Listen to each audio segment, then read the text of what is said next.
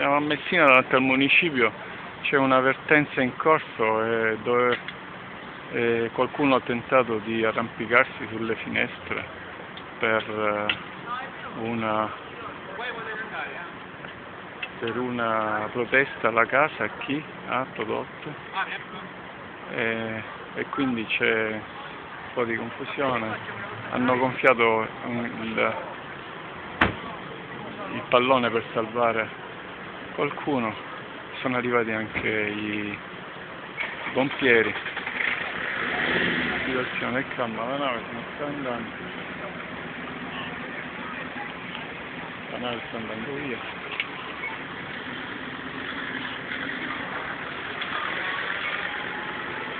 Politici messinesi, paghi, sbagliato.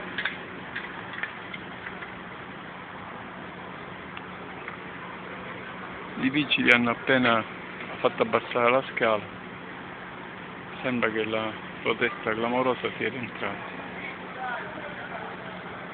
Messina è al collasso, la città è distrutta, non pagano gli stipendi, oggi si devono pagare gli stipendi agli impiegati del comune, siamo ancora in attesa di notizie, e anche l'ATM è senza stipendi da 3 mesi, l'azienda trasporti municipalizzata. Qua abbiamo 2 navi da crociera parcheggiate nel porto, ormeggiate nel porto con un totale di 4.000 turisti, e la città è disorganizzata in tutto, nel turismo, nell'amministrazione pubblica,